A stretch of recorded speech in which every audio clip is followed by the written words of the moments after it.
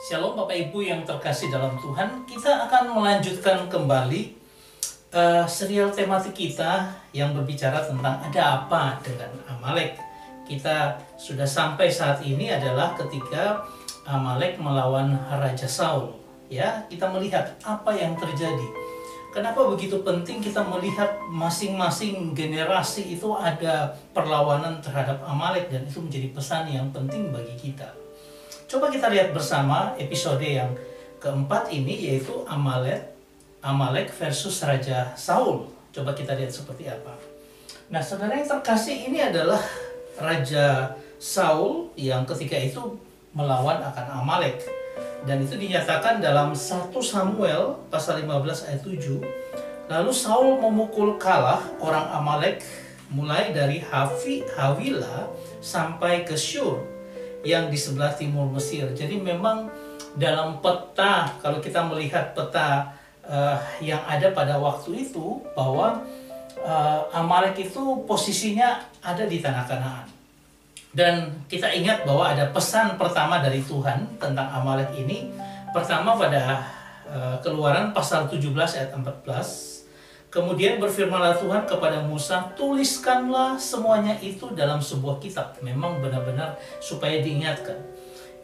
Sebagai tanda peringatan, dan ingatkan ke telinga Yosua bahwa aku akan menghapuskan sama sekali ingatan kepada Amalek dari kolong langit ini. Ini pesan sebelumnya kepada umat Israel bahwa harus dihapuskan dari kolong langit ini. Nah, kemudian kita sudah lihat itu Musa. Kemudian kita lihat yang pesan kedua, yaitu kepada Yosua. Ya, dikatakan di dalam Ulangan, ini pesan Musa langsung ketika dia mengulang pesannya sebelum mereka masuk tanah Kanaan. Maka apabila Tuhan Allahmu sudah mengaruniakan keamanan kepadamu dari segala musuhmu di sekeliling di negeri yang diberikan Tuhan Allahmu kepadamu untuk dimiliki sebagai milik pusaka. Ini artinya ketika mereka sudah masuk ke tanah Kanaan, mereka sudah menguasainya, diingatkan lagi. Maka haruslah engkau menghapuskan ingatan kepada Amalek dari kolong langit. Jangan lupa, ditegaskan kembali, jangan lupa. Ya, dan ini pesan yang sudah yang kedua. Itu dari waktu ketiga Yosua. Ya, kita sudah melihat pada video yang lalu. Nah, ada pesan yang ketiga yang diulang lagi, yaitu ketika di zaman Raja Saul, yaitu dalam 1 Samuel 15 ayat 3. Jadi pergilah sekarang, kalahkanlah orang Amalek. Ini adalah perintah Tuhan melalui Samuel pada waktu itu menjadi nabi di Israel. Dikatakan, tumpaslah segala yang ada padanya, dan janganlah ada belas kasihan kepadanya. Bayangkan Tuhan sampai punya ekspresi yang luar biasa. Dan dikatakan, bunuhlah semuanya, laki-laki maupun perempuan, kanak-kanak maupun anak-anak yang menyusu, lembu maupun domba, unta maupun keledai.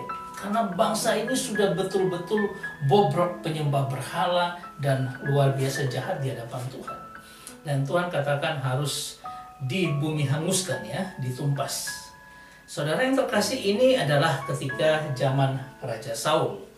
Nah, kalau kita lihat dari hal ini, kita ingat ada majas tautologia. Ini adalah sebuah kebiasaan dalam orang-orang Israel, yaitu perulangan, di mana satu gaya bahasa pengulangan dengan maksud tertentu, ada maksudnya, nggak sembarangan. Kalau dia satu kali diulang, berarti itu usually itu biasa, ya, satu kali diulang. Tapi kalau dia sudah 2 kali diulang, itu very, itu sudah mulai sangat, ya, sangat harus diperhatikan. Dan yang ketiga ada extremely. Ini sudah betul-betul sudah ekstrim, sangat luar biasa, dan ini pengulangan atau peringatan yang ketiga. Nah, kalau kita melihat itu menunjuk pada apa? Pengulangan dengan arti biasanya adalah sindiran atau ejekan. Kalau sudah sampai ketiga kali itu sudah sangat-sangat luar biasa, ya. Atau ada kesungguhan, arti penting dan makna khusus. Nah, dalam orang Amalek ini betul-betul Tuhan sungguh-sungguh ingin menghapuskan bangsa Amalek ini. Kemudian arti penting sekali untuk diingat oleh generasi kepada generasi. Dan dia memiliki makna khusus. Nah, ini yang akan kita cari pada makna yang terakhir. Kita lihat video yang akan selanjutnya. bahwa Tuhan kenapa memerangi Amalek seperti ini. Berbeda dengan bangsa-bangsa yang lain, tidak pernah seperti ini. Nanti kita akan melihat pada akhirnya. Nah, ini adalah Raja Saul ketika dia melawan orang Amalek. Ada satu pesan ya yang dikatakan pada Saul kepada orang Keni, dikatakan dalam pertama Samuel 15 ayat 6. Berangkatlah, menjauhlah, pergilah dari tengah-tengah orang Amalek, karena suku Keni itu dekat Amalek. Bukankah kamu telah menunjukkan persahabatanmu karena suku Keni ini baik ya? Sehingga dikatakan kepada semua orang Israel ya, persahabatan dan semua Israel ketika mereka keluar dari Mesir. Ini Tuhan ingat lagi ketika keluar dari Mesir, orang Keni ini baik dengan orang Israel. Sesudah itu menjauhlah orang Keni dari tengah-tengah orang Amalek. Jadi ini kalau kita lihat gambarnya ya, ini adalah Amalek ya. Lokasinya dekat orang Keni, dan ketika Amalek akan dibumi hanguskan, akan ditumpas, maka orang Keni sebagai sahabat orang Israel menyingkir dari situ ya. Ini daerah Kanaan. Nah, kita coba lihat lagi bagaimana sikap Raja Saul terhadap ini ketika mereka sudah selesai menghancurkan akan orang Amalek. Kemudian ada sesuatu yang terlihat di sini ketika apa? Kemudian Samuel datang. Dan Samuel bilang, loh kenapa itu banyak ternak-ternak dan sebagainya. Dan jawab Saul begini, semuanya itu dibawa daripada orang Amalek. Sebab rakyat menyelamatkan kambing, domba, dan lembu-lembu yang terbaik dengan maksud untuk mempersembahkan korban kepada Tuhan Allahmu. Tetapi selebihnya telah kami tumpas. Jadi Saul ini mau berkata kepada Samuel, aku sudah tumpas kok, tapi karena rakyat minta untuk supaya kambing domba yang baik-baik nanti kita bawa ya, dengan maksud supaya dipersembahkan kepada Tuhan. Ini yang membuat dikatakan Raja Saul mulai melawan perintah Allah, tidak seperti yang diperintahkan oleh Tuhan. Nah, terus kemudian dalam pertama Samuel 15 ayat 18 dikatakan, Tuhan telah menyuruh engkau pergi dengan pesan. Ini kata-kata Samuel mengingatkan, pergilah, tumpaslah orang-orang berdosa itu, yakni orang Amalek. Berperanglah melawan mereka sampai engkau membinasakan mereka. Tapi ternyata tidak. Dan sangat luar biasa ini perlawanan terhadap perintah Tuhan. Tetapi jawab Samuel kepada Saul ketika Saul mau mulai berlutut minta ampun, maaf. Tapi Samuel bilang sudah tidak. Aku tidak akan kembali bersama-sama dengan engkau. Karena waktu itu diajak kembali dengan Israel dengan Raja Saul. Sebab engkau telah menolak firman Tuhan. Sebab itu Tuhan telah menolak engkau sebagai raja atas orang Israel. Sebagai raja atas Israel. Jadi Tuhan sudah melihat gejala yang luar biasa. Ini perlawanan. Kalau Musa suruh hancurkan, Yosua demikian juga harus dihancurkan. Karena orang Amalek waktu itu menjadi sebab mereka berputar 40 tahun. Karena mereka takut orang Amalek ya. Karena mereka berontak. Nah, ini Saul juga menunjukkan pemberontakan kepada perintah Tuhan ketika dia tidak melakukan seperti yang diperintahkan Tuhan.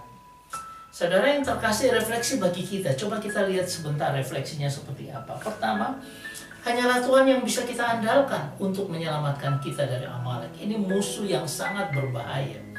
Dan musuh ini mempunyai sebuah tawaran yang luar biasa. Mereka kaya dengan kambing domba, dan itu menjerat hati Saul ya. Coba kita lihat. Pertama, mereka adalah orang berdosa. Harus hati-hati dengan orang berdosa. Orang berdosa apalagi kaya, bahaya. Kemudian kedua, mereka tidak takut akan Tuhan.